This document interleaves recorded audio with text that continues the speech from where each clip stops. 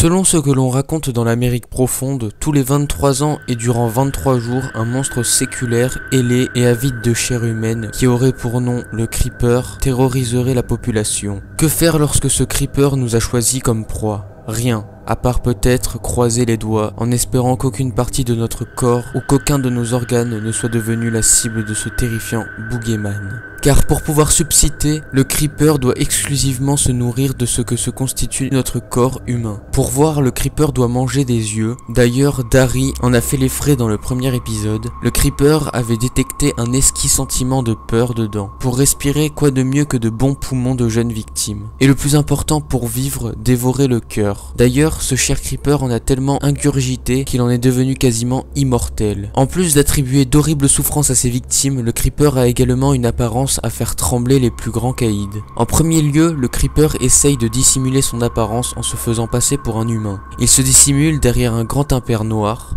un chapeau et des bottes. On est encore loin d'imaginer que cet être étrange est en réalité une horrible créature. Il se comporte tel un humain. Il marche sur deux jambes, il a deux bras, un torse, deux épaules, une tête. Il possède même une étrange fourgonnette qui paraît être une antiquité mais qui est aussi rapide qu'une voiture de sport. Et dans un second lieu, le Creeper dévoile sa vraie nature et là, on se rend compte que cet homme mystérieux n'est pas un être humain. Il possède des ailes.